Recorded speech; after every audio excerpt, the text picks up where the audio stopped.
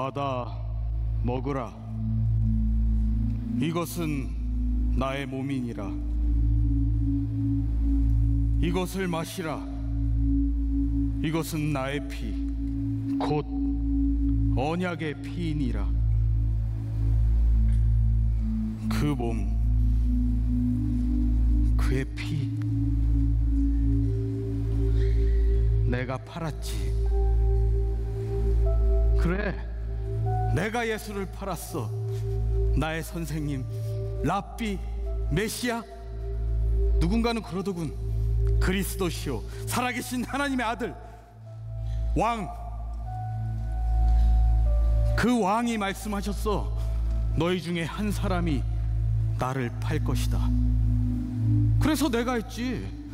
다른 누구도 아니라 바로 내가 이 손으로.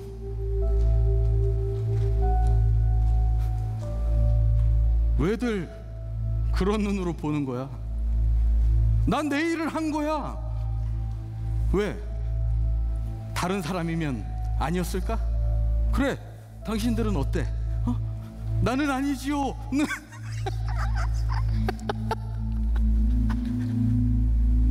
왜? 내가 아니라 당신들이 있었으면 달랐을까? 아니, 너희들도 다 똑같아. 나와 함께 먹고 마신 11명, 그들도 똑같아. 도망가고 외면하고 모른 척하고 숨어있고. 그래, 내가 예수를 팔았어. 근데 아닌 척, 모르는 척 하지마. 너희들도 같이 팔아넘겼어. 그럴만 했잖아. 왕이 될 사람이 자꾸 이상한 말만 하잖아.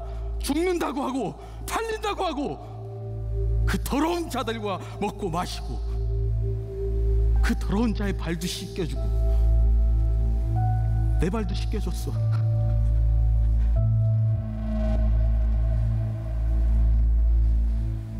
그 눈빛, 모든 걸 다 알고 있다는 그 눈빛, 그 손, 내 발을 닦아준 그 손. 차라리 날 잡아줬으면, 나를 책망했으면. 내가 입 맞췄는데 그분은 나에게 그랬어. 친구여, 내가 할 일을 해라. 내가 할 일? 그 친구를 팔아버린 일이야. 이 탄돈 몇 푼에.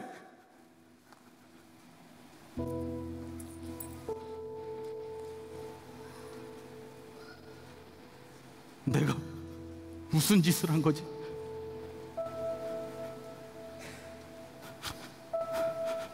그래, 저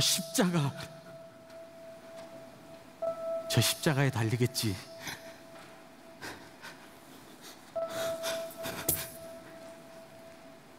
내가 무슨 염치로 친구가 십자가에 달리는 걸 볼 수 있겠어?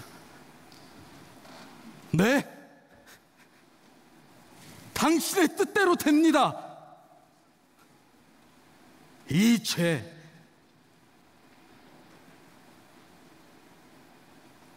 내가 받겠습니다. 지금보다 나았을까요?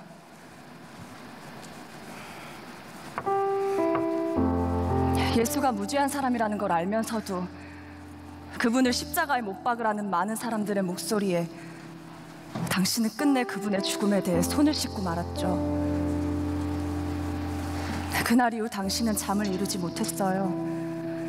당신을 더 괴롭게 만든 건 당신이 죽게 만든 그 사람이 부활했다는 말도 안 되는 소문, 그리고 그의 부활을 직접 봤다는 사람들과 또 그를 통해 변화되는 사람들이 많아질수록 당신이 느꼈을 부담과 마음의 병은 점점 커져만 갔죠.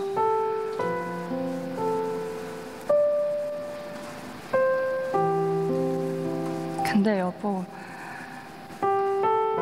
지금 내 모습이 꼭 그때 당신 모습과 같아요. 그분이 옳다는 걸 알면서도 부인하고, 알면서도 외면하고, 알면서도 피할 수밖에 없어요. 내가 그분을 따랐을 때 감당해야 할 그 모든 책임들, 난 마주할 용기가 없거든요. 나는 행여나 그 칼날이 날 향하진 않을까 하루하루 두려움에 떨고 있어요. 그래서 난 오늘도 그분을 믿지 못하고 있어요.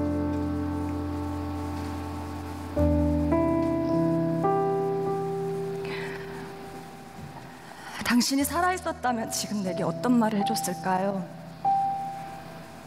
이제는 진리에 귀 기울이라고 그렇게 말했을까요?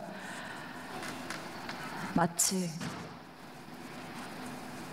그날 내가 당신에게 했던 말처럼?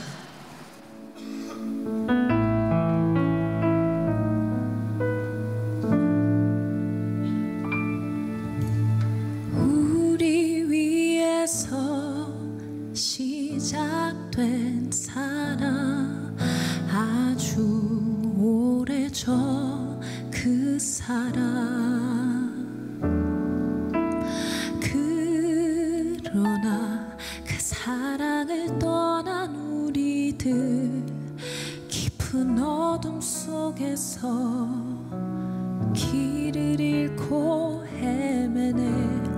우리 위해서 다시 부르는 소리, 돌아와 내게로 돌아와. 그러나 또 그 음성 거부해버리고 막다른 길로 가게 된 우리. 예수 그리스도 우리 곁으로 오신 하나님의 희생, 우리를 구하기 위한 마지막 방법, 십자가.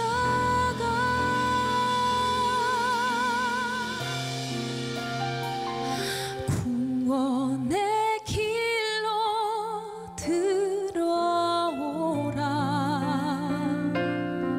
놀라운 사랑의 초대 속으로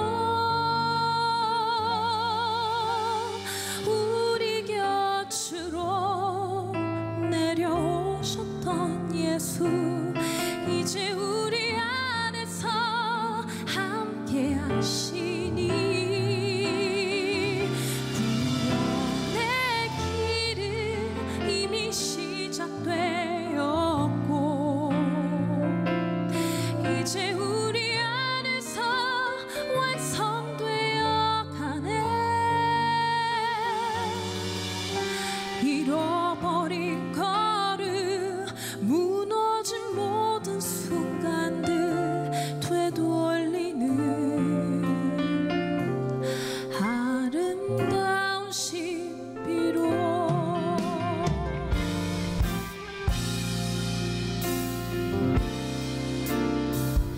예수 그리스도 우리 곁으로 오신 하나님의 희생, 우리를 구하기 위한 마지막 방법, 십자가. 세상 어떤 것보다 아름다운 이야기, 깨진 곳에 스며든 사랑.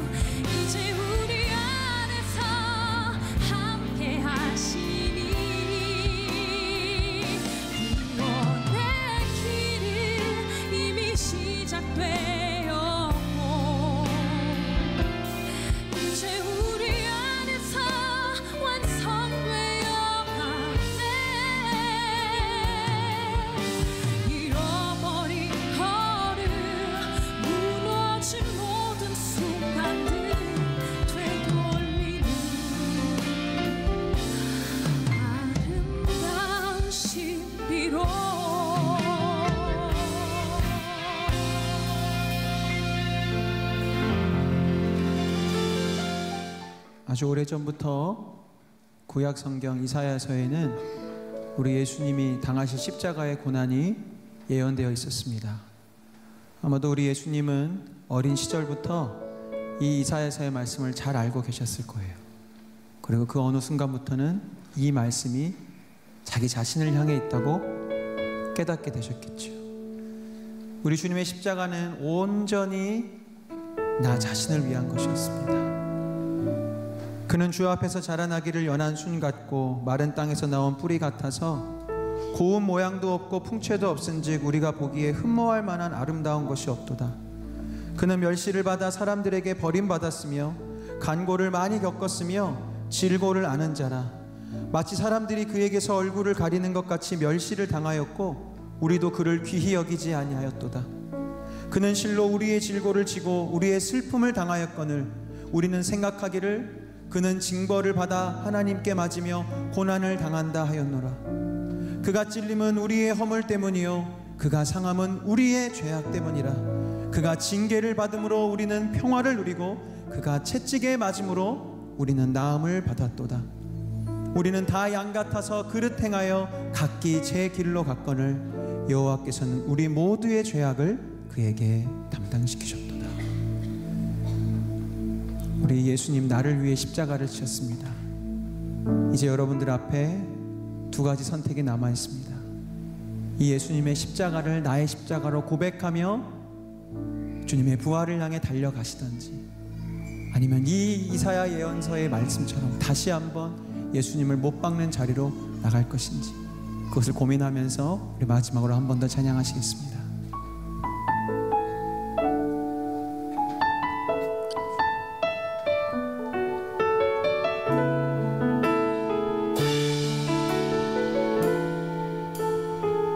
모든 능력과 모든 것이, 모든 능력과 모든 권세, 모든 것 위에 뛰어나신 주님, 세상이 증량할 수 없는 지혜로 모든 마음을 창조하셨네. 모든 나라와 모든 나라와 모든 보좌, 이 세상 모든 경이로움보다, 이 세상 모든 값진 보물보다 더욱 귀하신 나의 그 주님이 나를 위해 십자가를 지셨습니다. 십자가 고통당하사 버림받고 외면당하셨네. 짓밟힌 장미꽃처럼 나를 위해 죽으셨네. 나의 모든 능력과 모든 능력과 모든 것 위에 뛰어나신 우리 주님이 나를 위하여, 나 한 사람을 위하여 이 땅에 오셔서 십자가 지셨음을 우리 고백하며 그 믿음의 길을 함께 걸어가기 원합니다. 증량할 수 없는 지혜로 모든 마음을 창조하셨네. 모든 나라와 모든 보좌, 이 세상 모든 경이로움보다, 이 세상 모든 값진 보물보다 그렇게 존귀하고 귀하신 우리 주님이 나를 위해 세상 가장 낮은 자리로 가셨음을 우리 고백하며 선포합시다.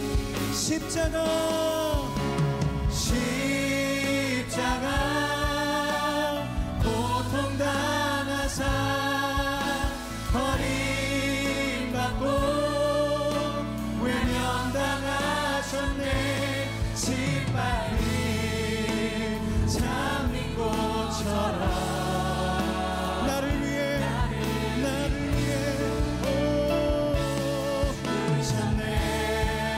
십자가 고통당하사 버림받고 외면당하셨네. 짓밟힌 장미꽃처럼 나를 위해 뛰셨네. 그 십자가만이 우리의 소망입니다. 나의 주 십자가 십자가 십자가 십자가 그 그늘 아래 내 소망이 있네. 십자가 십자가 그 그늘 아래 내 생명이. 다시 우리 믿음으로 고백합시다. 십자가 십자가 십자가 십자가 그 그늘 아래 내 소망이 있네. 십자가 십자가 그 그늘 아래 내 생명이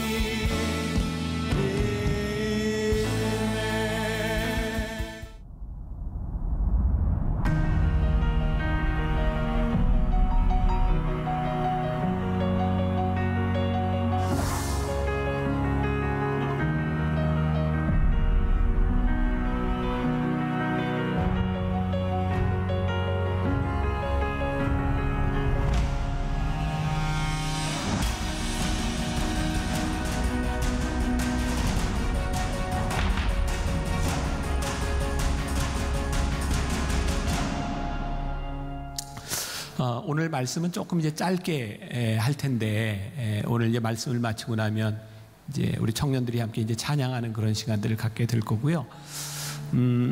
벌써 6번째 제가 지난해 바르셀로나 성파밀리아 성당에 갔다가 수비라치라고 하는 사람이 파밀리아 성당에 만들어놨던 이 작품을 보면서 한번 나누어야 되겠다 이렇게 생각을 했었고요.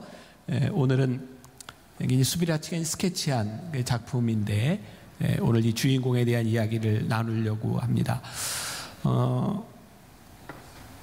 이 설교를 듣는 동안 여러 사람들이 이 바르셀로나 성파밀리아 성당에 좀 가봤으면 좋겠다 그런 이야기를 해서 모르겠어요. 청년들이 얼마나 이렇게 동참하게 될지 모르지만 가능하면 내년 겨울 방학 시즌에 바르셀로나 성파밀리아 성당과 그리고 산티아고 길을 이렇게 이제 함께 걷는 과정을 좀 만들어 보려고 합니다. 여러분들 방학 때 1월 말부터 2월 초 어간에 한번 만들어 보려고 하는데 원하는 분들은 지금부터 적금을 들고 아르바이트하고 열심히 모아서 그런 기회가 될 수 있으면 좋겠고, 제가 이 성파밀리아 성당을 보면서 이 가우디라고 하는 사람의 신앙 그리고 그의 영향력이 얼마나 큰가도 생각을 했고, 기회가 된다면 여러분들이 그런 것들을 한번 볼 수 있다면 참 좋겠다 하는 생각이 들었어요. 그래서 아마 다음 주쯤 아마 모집을 좀 하게 될 텐데 이제 준비하고 갈 수 있는 사람들은 지금부터 계획을 해도 좋을 것 같아요. 오늘 6번째 말씀, 십자가 아래서 부활의 증인이 되다. 십자가는 늘 부활과 연관이 되어 있고요. 오늘 여러분들과 함께 보려고 하는 수비라치의 6번째 작품은 말을 타고 있는 한 로마 병장의 모습입니다. 성경에는 나와 있는 인물이 아닙니다. 이제 조금 연결을 시켜볼 텐데, 저 사람의 이름은 롱기누스라고 합니다. 우리 성경에는 나와 있지 않지만 전승에 나와 있는 롱기누스. 말의 모습을 한번 유심히 보면 말이 이렇게 발을 딱 버팅기고 고개를 꺾고 있습니다. 왜 저럴까요? 또 말 위에 있는 롱기누스라고 하는 로마 병정은 몸을 이렇게 세우고 발을 확 잡고 있습니다. 어떤 모습일까요? 지금 고삐를 확 당겨서 말이 급정거하고 있는 모습입니다. 오늘 부활의 사건과 저것이 무슨 의미를 가지고 있는가? 또 롱기누스가 오른손에 칼을 들고 있습니다. 저 칼은 성파밀리아 성당을 찌르고 있습니다. 중요한 의미가 있죠. 성전은 그리스도의 몸이기 때문에 롱기누스가 예수님의 몸에 칼을 꽂은 장면입니다. 전승에 의하면 롱기누스는 예수님이 십자가에 못 박히실 때 예수님의 몸에 칼을 박았던 사람이었고, 그때 예수님의 피가 그의 눈에 튀게 됩니다. 롱기누스는 지금으로 이야기하면 백내장쯤 이렇게 알고 있으면서 실명 단계에 있던 사람인데, 그 피가 눈에 들어감으로 신유의 기적을 체험하게 됩니다. 그는 거기에서 기적을 경험하게 되었고, 그는 최초의 이교도로서 개종한 선교사가 된 사람이기도 합니다. 자, 오늘 여러분들이 읽었던 본문 말씀을 그냥 지나쳤을 텐데 마태복음 27장 54절을 한번 다시 띄워줘 보세요. 자, 백부장과 및 함께 예수를 지키던 자들이라고 되어 있죠. 백부장과 함께 예수를 지키던 자들이 누구였을까요? 로마의 군인들입니다. 롱기누스를 포함해서. 그런데 그들이 지진과 그 일어난 일들을 보고 심히 두려워하여 이르되 이는 진실로 하나님의 아들이었도다 하더라. 굉장히 신기한 장면입니다. 예수님을 따라다니던 제자들이 예수님을 하나님의 아들이었다라고 말한 것이 아니라 예수님을 십자가에 못 박았던 백부장들과 예수님을 지키고 있었던 로마 병정들이 그가 하나님의 아들이었다라고 고백하는 장면입니다. 부활하신 예수님을 고백한 것은 제자들이 아니었습니다. 십자가 아래 있었던 자들이 예수님, 부활의 주님을 고백합니다. 말씀을 준비하는 중에 저에게 그런 생각이 들었습니다. 아, 그렇구나. 우리의 신앙이 십자가 아래 있지 않는 한 우리는 부활을 증거할 수 없구나.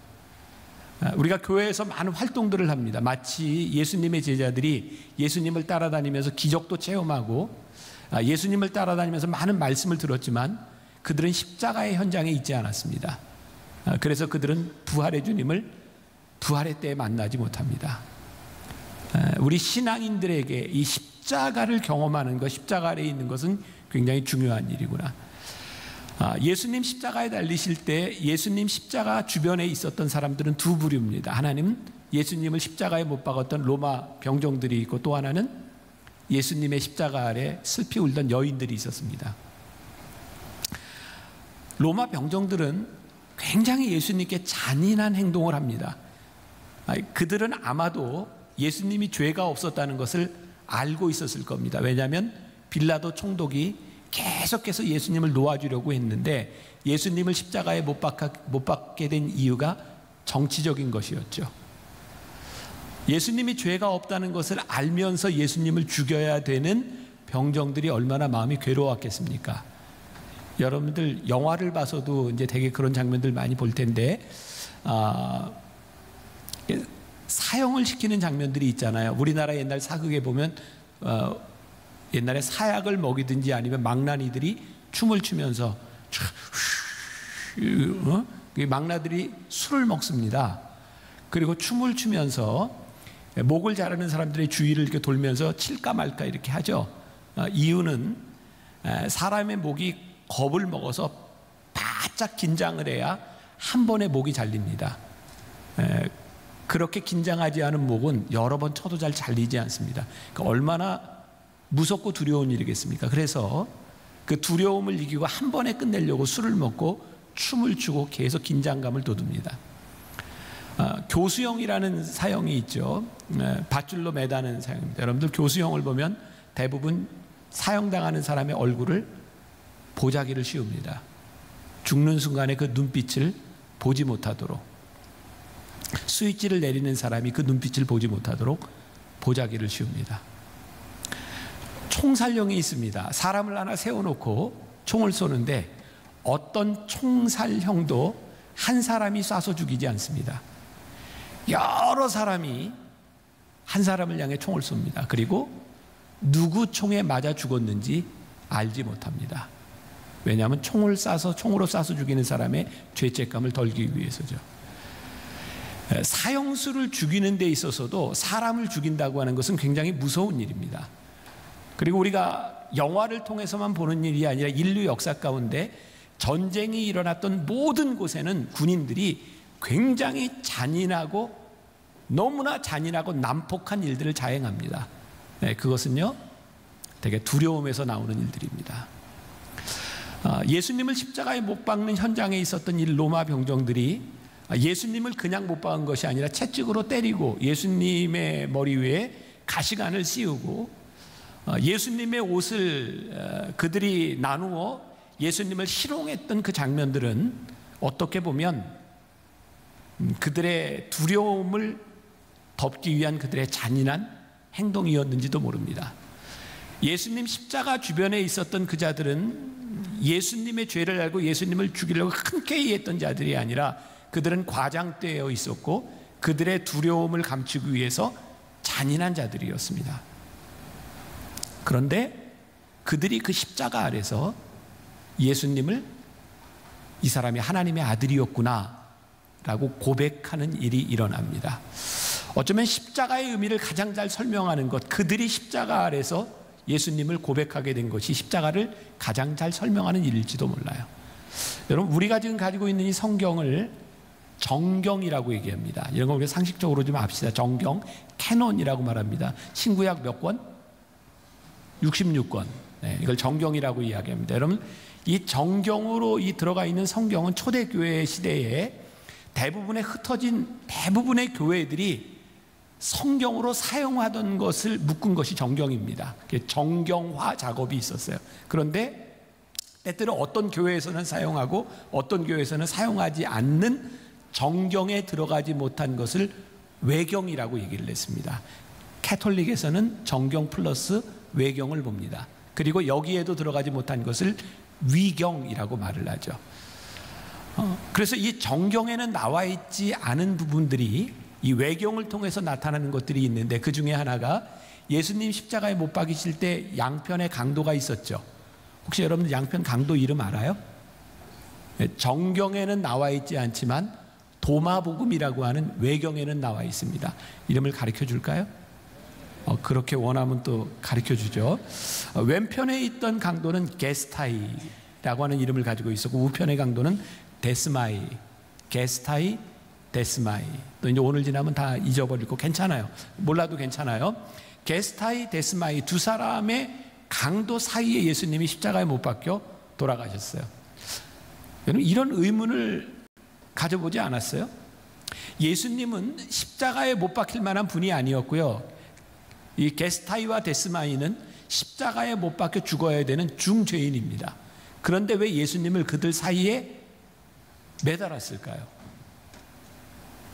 아마도 예수님을 모욕하기 위한 것이었을 겁니다. 사람들은 죄가 없다고 하지만 예수님은 죽어도 되는 그런 예수님의 죽음에 대한 정당성을 부여하기 위해서 강도와 함께 예수님을 십자가에 못 박았을 겁니다.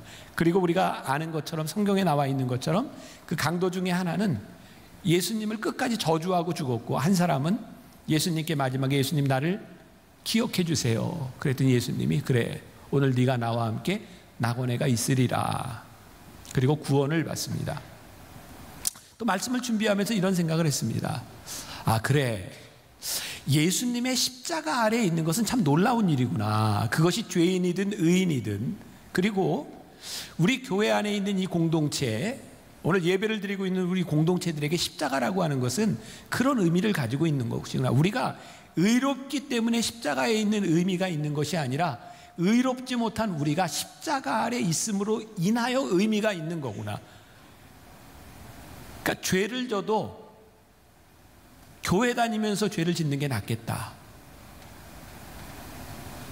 잘 안 와닿아요? 이제 오해하지 마세요. 내 말을 오해하지 마세요. 교회가 죄를 짓는 것에 대해서 용인하거나 죄를 쉽게 다룬다고 하는 의미가 아니라, 우리 중에 죄에서부터 완전할 자가 없는데 죄 지은 우리를 그래도 끝까지 붙들어 놓고 이 교회 안에서 십자가 아래에서 회개하고 죄를 고백할 수 있도록 만들어야 이 십자가가 우리들에게 의미가 있는 것이구나. 그러니까 이 교회는, 이 십자가는 죄인들이 올 수 없는 곳이 아니라 죄인들이 십자가 아래 머물 수 있도록 만드는 것, 죄를 쉽게 취급하고 용인하는 것이 아니라 십자가 아래서 죄가 드러나게 하는 것이 의미가 있는 일이구나. 그래서 예수님을 십자가에 못 박았던 백부장들과 로마의 병정들이 예수님을 그가 하나님의 아들이었구나라고 고백하고 있습니다. 또 한 부류의 여인 그룹이 있습니다. 그 여인들의 이름들은 대개가 다 마리아입니다. 마리아라는 이름은 굉장히 흔했던 이름이고요. 또 말씀을 준비하며 제가 이렇게 노트에 이런 한 문장을 썼습니다. 주님을 위해 모든 고난을 참는 자 복되도다. 그 여인들은, 제자들은 다 떠나갔지만 예수님 때문에 십자가 아래 그 예수님의 고난을 지켜야 되는 이유가 있었던 사람들입니다. 제가 1993년에 미국 유학을 갔어요. 시카고를 갔고요. 여기 93년도에 안 태어난 사람도 좀 있겠다, 그죠? 많이 있어요? 내가 늙었구나. 93년도에 유학을 갔을 때 우리 시카고에 가장 핫한 것이 뭐였냐면 시카고 불스였습니다. 그때 마이클 조단이 있었고요. 그때가 93, 94, 95년까지 내가 시카고에 있었는데 시카고 불스가 막 3연패하고 NBA 막 우승할 때였습니다. 시카고 불스의 경기 표를 구하는 건 거의 불가능한 일이었어요. 거의 기업에서 다 가져갔고 그 표를 구하려면 밤새도록 줄 서가지고 기다려야 되는 상황이었습니다. 그래서 텐트 치고 밤새고 기다리는 게 일상화되어 있었어요. 또 하나 줄 서서 기다리는 사진을 하나 여러분들이 보여줄게요. 뭘까요? 애플에 신제품이 나왔을 때 소위 얼리 어답터들이 저걸 사기 위해서 밤새 기다리죠. 요즘은 BTS 방탄소년단 공연 보려고 이렇게 기다리는 사람들이 많습니다. 저 사람들에게 이 말이 딱 맞을 것 같아요. 고난을 참는 것이 복되구나. 왜? 그들에게 그만큼 가치 있는 일인 거죠. 고난을 참는 것은요, 고난을 참는 것만한 가치를 누리지 못하는 사람에겐 고난이 의미가 없습니다. 예수님의 십자가를 지켰던 그 여인들은 어떤 여인들이었는가? 한 사람은 막달라 마리아였습니다. 그는 귀신 들린 자였고 예수님이 고쳐주셨어요. 다음 주에 우리가 배우게 될 마지막 작품, 거기에 나오는 여인이 베로니카입니다. 우리 성경에는 나와 있지 않은 여인, 그 베로니카는 12해를 혈루병으로 앓았던 여인이었을 것이라고 이야기합니다. 베로니카, 예수님의 어머니 마리아, 또 죽은 나사로를 살려주셨던 나사로의 누이 마리아. 그들은 어떤 고난에도 불구하고 예수님의 십자가를 지켜야 하는 이유가 있었던 사람입니다. 고난의 십자가를 지켰던 그 여인들, 너희가 복되구나. 오늘 우리들에게 십자가를 지킨다고 하는 것은요, 십자가 아래서 부활의 증인이 된다고 하는 것은 우리들의 신앙에 고백이 있는가? 자, 오늘 본문 말씀 28장 1절부터 5절까지 말씀. 안식일이 다 지나고 안식 후 첫날이 되려는 새벽에 막달라 마리아와 다른 마리아가 무덤을 보려고 갔더니 큰 지진이 나며 주의 천사가 하늘로부터 내려와 돌을 굴려내고 그 위에 앉았는데 그 형상이 번개 같고 그 옷은 눈같이 희건을 지키던 자들이 그를 무서워하여 떨며 죽은 사람과 같이 되었더라. 천사가 여자들에게 말하여 이르되 너희는 무서워하지 말라. 십자가에 못 박히신 예수를 너희가 찾는 줄을 내가 아노라. 예수님께서 십자가에 달리시기 전에 제자들에게도 말씀하셨습니다. 내가 부활하리라. 근데 예수님이 부활하시는 그날 아침에 어떤 제자들도 예수님을 찾아가지 않았습니다. 고난의 자리를 지켜야 했던 이유가 있었던 여인들, 그들이 새벽 미명에 예수님의 무덤을 찾아갔고 그들은 부활의 증인이 됩니다. 예수님의 십자가 아래 있었던 또 한 사람, 주목해야 될 사람이 있습니다. 예수님의 제자가 12명이었는데 그 중에 하나는 가룟 유다, 배신하고 죽었고 나머지 사람들은 결국 나중에 다 순교자입니다. 예수님의 제자 중에 유일하게 순교하지 않고 자연사한 제자가 있습니다. 누군지 아세요? 요한복음에 나오는데 누군지 아세요? 요한, 맞아요. 요한이에요. 요한은 90세를 넘게 삽니다. 그는 요한 1, 2, 3, 4, 요한계시록. 예수님의 제자 중에 요한이 십자가 아래에 있었는데요, 예수님께서 십자가에서 돌아가시기 전에 요한에게 이렇게 합니다. 요한아, 너의 어머니니라. 예수님의 어머니를 부탁했어요. 어머니, 당신의 아들입니다. 그 이후에 요한은 예수님이 십자가에 날리시고 30년 동안 예수님의 어머니 마리아를 돌보며 삽니다. 전 그런 생각을 해보았어요.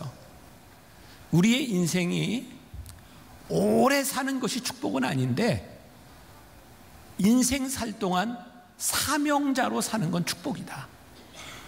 그러니까 우리들에게요, 오래 살아야 되는 꿈이 있는 것이 아니라 사는 동안 사명자로 살아가는 꿈이 우리들에게 있어야 되는데, 정말 놀랍게도 영광스럽게도 요한은요, 십자가 아래서 예수님께 사명을 받습니다. 그리고 그는 그 사명을 붙들고 끝까지 삽니다. 전 그런 생각이 종종 들어요. 예수 이름으로 죽는 것보다 예수 이름으로 사는 것이 훨씬 더 힘이 듭니다. 그리고 예수의 이름으로 죽는 것도 참 복되지만 예수의 이름으로 끝까지 살아가는 것은 굉장히 영광스러운 일입니다. 십자가 아래 있었던 사람들이 부활의 증인이 되어 그렇게 삽니다. 오늘 말씀의 그냥 주제 한마디로 이야기한다면 부활은 돌이킴이다. 자, 다시 롱기누스의 작품으로 한번 가보겠어요. 이렇게 되게 미술 작품들은, 어떤 작가의 작품들은 우리들이 좀 이렇게 오래 보면서 생각하면 많은 것들을 우리들에게 생각나게 하죠. 그래서 이렇게 명화, 거기에는 작가의 생각이 들어있기 때문인 것 같아요. 다시 한번 제가 처음 시작할 때 여러분들에게 했던 설명을 들으며 어떤 느낌이 드는가, 나에게는 이런 느낌이었어요. 지금까지 왔던 5개의 작품들, 그리고 다음 주에 우리들이 볼 베로니카의 그런 작품들도 보면 예수님의 십자가라고 하는 이름 안에서 굉장히 이렇게 후회, 낙담, 무거움, 이런 것들이 있는데, 저 그림은 굉장한 역동성을 보게 됩니다. 그가 예수님을 십자가에 못 박고 예수님의 부활을 경험하고 그의 인생을 돌이키기 위해서 급작스럽게 말고삐를 확 당기는, 그래서 말이 급정거를 하고 있는 모습입니다. 십자가 아래서 부활의 주님을 고백했던 그에게 인생을 돌이켜야 되는 그런 강력한 동기가 있었던 거죠. 사진을 하나 보여주세요. 제가 전혀 여러분들에게 의미가 없을지도 모르지만, 제가 지난주에 평소에 잘 알고 지내던 국회의원이 한 사람이 있습니다. 식사를 하게 됐는데 그분의 이야기를 듣고, 내가 만났던 사람은 저 사람이 아니고요, 그분의 이제 허락을 받고 그때 전화를 하고 허락을 받고 여러분들에게 좀 이야기를 하는데, 제가 굉장히 이렇게 얘기를 들으면 이렇게 전율이 오는, 소름이 쭉 돋는 이야기 있잖아요. 할까요, 말까요? 그렇게 원한다면 내가 또 해야죠. 네. 저 석판이 예루살렘에 있는 예수님의 무덤 석판이라고 여겨지는 것입니다. 진짜인지 아닌지 몰라요. 아무튼 성지에 가면 저렇게 돼 있고 예수님의 무덤이 있습니다. 그 장소도 진짜 예수님의 무덤인지 아닌지 몰라요. 근데 그렇게 여기고 거기에 교회가 세워졌습니다. 저기에 오른손을 대고 있는 사람은 지금 현역 국회의원입니다. 저 사람이 어떤 사람인지 그거는 별로 중요하지 않고요. 저분은 크리스찬이 아닌 상태에서 국회의원들이 이스라엘을 방문했다가 우리나라 국회의원이니까 이렇게 국빈 대접을 하면서 예루살렘을 관광시켜주는 그동안에 예수님의 무덤을 관광하러 간 겁니다. 제가 그대로 표현을 할게요. 그때 저기서 어떤 일이 있었냐면, 저분이 관광을 하러 가서 여기가 예수님의 무덤이고 예수님의 무덤 석판입니다라는 이야기를 듣고 저렇게 손을 딱 이렇게 올리면서 속으로 이렇게 얘기를 했답니다. 나쁜 놈의 새끼들, 예수님의 제자라는 놈들이 예수를 팔어? 유다? 이런 놈들. 크리스찬이 아닌 상태에서 그냥 예수님의 제자들은 나쁜 놈들. 그러는 순간 갑자기 저 오른손에 갑자기 뜨거운 전류 같은 게 이렇게 흐르면서 옷을 보면 오른손이 까맣게 되어 있습니다. 땀으로 갑자기 젖은 겁니다. 그리고 저분은 그 뜨거움을 견디지 못하고 나중에 알게 된 일인데 그 상태에서 그냥 하면서 들어간 것이 예수님의 무덤 속에 들어가서 10여 분 동안 있다가, 근데 거기 사실 못 들어가는 데랍니다. 근데 국회의원이라고 그냥 안 막았던 것 같아요. 거기에 들어갔다 나와서 이분은 그 순간에 크리스찬이 되었습니다. 그리고 저 간증을 하고요. 저게 미국 어떤 기자가 찍어서 신문에 기사에도 실게 된 이야기거든요. 자, 이 이야기를 들으면서 여러분들 중에 그래 나도 가서 저 석판을 만지면 찌릿하게 오겠지, 지금 이런 거 이야기하는 게 아닙니다. 그리고 저 무덤이 진짜 예수님의 무덤이었는지 아니었는지도 역사가들 사이에 많은 이론들이 있습니다. 장소 그것은 별로 중요하지 않습니다. 근데 제가 여러분들에게 말하고 싶은 것은 예수님의 십자가의 현장에 있었던 많은 로마 병정들 가운데 롱기누스가 예수님의 몸에 칼을 꽂으며 그 피가 튀며 일어났던 기적, 많은 사람들이 저기에 가서 석판을 만지지만 그 누군가에게 전율이 올 만큼 너무너무 뜨거워서 견딜 수 없는 건 순식간에 온몸이 다 젖을 정도로 땀이 나는 저 놀라운 기적, 우리들은 그 현장에서 나도 이 기적을 체험하자 이런 이야기가 아니라 부활의 사건과 부활의 역사, 우리의 인생을 바꿨던 일들은 지금 2000년을 오는 동안 누군가에게 여러 가지 방식으로 삶을 바꾸는 역사들이 일어나고 지금도 일어나고 있다는 사실입니다. 문제는 우리들에게 어떻게 부활의 사건이 우리들에게 다가오며 그 부활의 사건이 어떻게 우리로 하여금 우리의 인생을 바꾸도록 만들어 나가는가. 우리들이 이 십자가의 부활의 사건과 우리의 인생을 바꾸는 체험이 없기 때문에 우리는 밋밋하고 우리의 삶을 돌이키지 못하고 살아가는 거예요. 예수님의 부활을 경험했던 여인들의 이야기, 오늘 본문에 28장 7절부터 9절까지 나와 있는 말씀을 보면 이렇게 되어 있어요. 또 빨리 가서 그의 제자들에게 이르되 그가 죽은 자 가운데서 살아나셨고, 이런 이야기들이 막 나오고 있는데, 저는 이게 성경을 볼 때 몇 가지 이제 버전을 함께 봐요. 이렇게 개역 개정 성경, NIV 성경, 또 공동 번역을 보기도 하고 메시지 성경을 보기도 하고.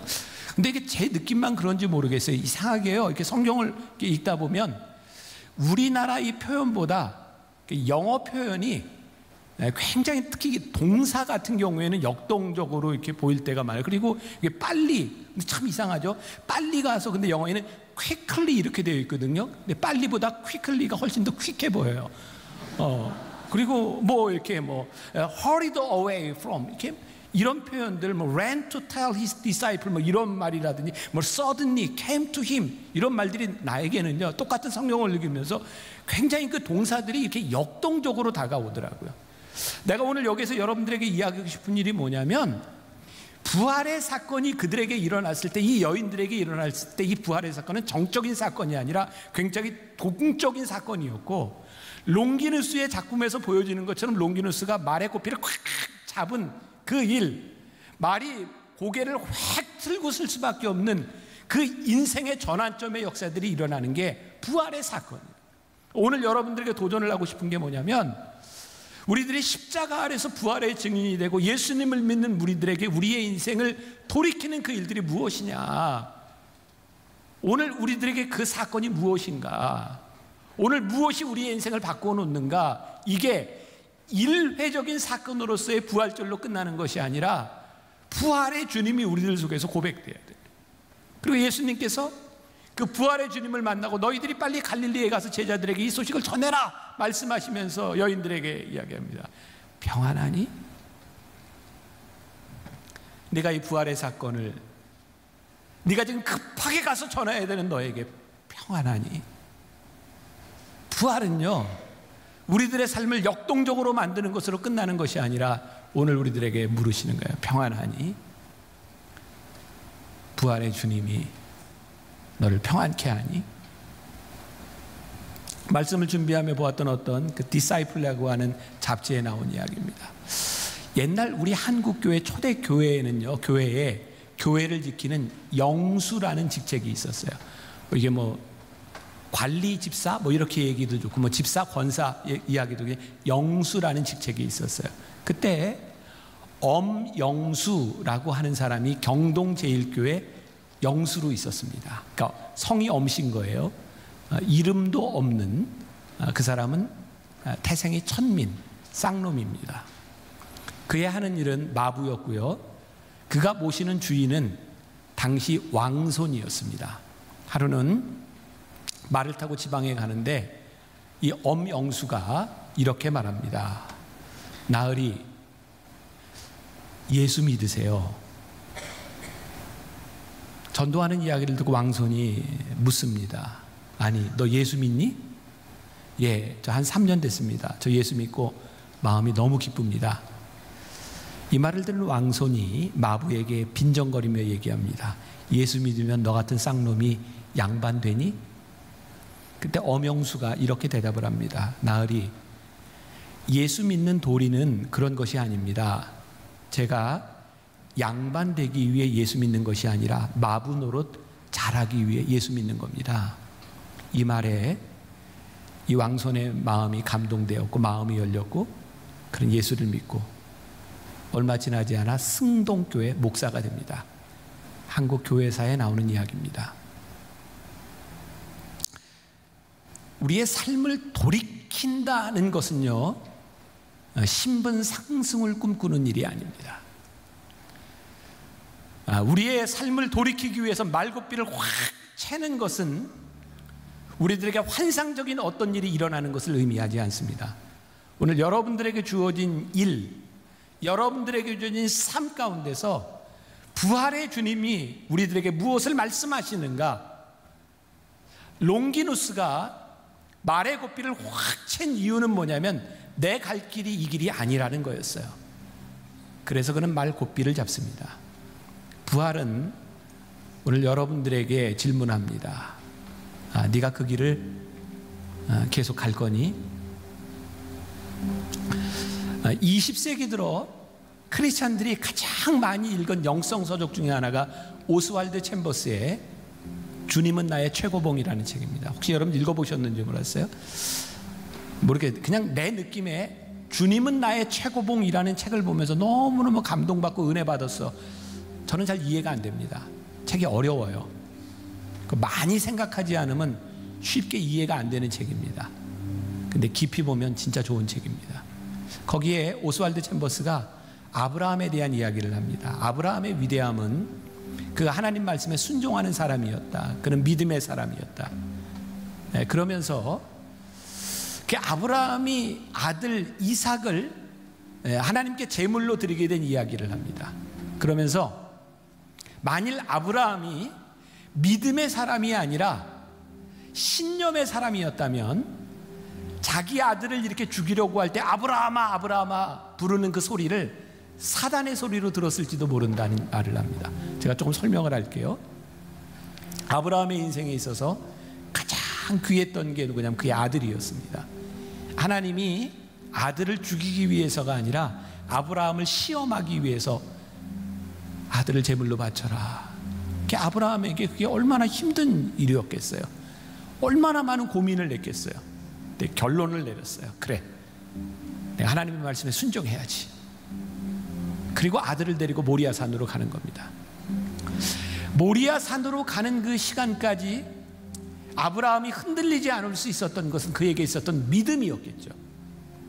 그리고 그는 믿음으로 순종하며 칼을 들었어요. 근데 아브라함아 아브라함아 내 아들에게 손을 대지 말라고 하는 그 음성이 들었을 때 만일 아브라함이 신념의 사람이었다면 그는 그 소리를 마귀의 소리로 들었을 거라는 거예요. 오스왈드 챔버스의 이야기입니다. 왜? 그의 신념이 확고하니까. 근데 아브라함이 아브라함아 아브라함아 부르는 그 소리에 그것을 하나님의 음성으로 듣고 그가 그 칼을 멈출 수 있었던 이유는 그는 신념의 사람이 아니라 순종의 사람이었기 때문에 가능했다는 거예요. 여러분, 우리의 신앙에 제일 무서운 게 뭔지 알아요? 신앙으로 시작했는데 어느 날 그 신앙이 내 신념이 되어버린 거예요. 여러분들이 하나님 앞에 불리움을 받았던 믿음의 순간들이 있는데 그 확고한 믿음의 순간들이 어느 순간인가 신념이 되어서 하나님 앞에 변하려고 하지 않아요. 굉장히 어려운 얘기인데 이거 무서운 이야기입니다. 우리가 신앙의 연조가 올라가면 올라갈수록 목사가 되면 진짜 힘든 게 뭐냐면 교인들과의 이야기에서 누군가의 다툼 가운데서 내 신념을 꺾는 게 굉장히 힘들어요. 내 믿음을 꺾는 게 아닌데 마치 믿음을 꺾는 것처럼 생각할 때가 많아요. 베드로가 얼마나 주님 앞에 그의 신념을 자랑했어요. 예수님, 절대로 예수님을 십자가에 못 박히도록 내놓지 않겠습니다. 이제 예수님 끝까지 따라가겠습니다. 근데 예수님이요, 베드로의 신념을 별로 믿지 않으셨어요. 왜일까요? 베드로는 신념을 지킬 만한 능력이 없어요. 우리의 신념이 굉장히 중요하다고 생각하는데 우리는 우리의 신념을 지킬 만한 능력도 없고요, 그 신념은 온전하지 않습니다. 그래서 우리들이 부활의 증인이 돼서 우리들의 삶을 돌이킨다고 하는 것은 내가 더 이상 신념으로 사는 것이 아니라 믿음으로 살겠습니다, 순종하며 살겠습니다, 우리를 부르신 부르심에 하나님의 뜻에 내가 따라가겠습니다 하는 고백이에요. 오늘 부활절 예배를 드리면서 여러분들에게 제가 도전하고 싶은 겁니다. 여러분들의 인생에 돌이켜야 될 그것, 여러분들의 인생의 말의 고삐를 확 채고 여기는 아니다, 바꿔야 될 방향은 무엇인지 여러분 하나님 앞에서 기도하셔야 돼요. 여러분들뿐만 아니라 여기 설교하는 나도, 여기 있는 모두가 우리를 부르시는 부르심에 순종할 준비가 되어 있는 것, 그게 부활에 우리를 부르신 이유입니다.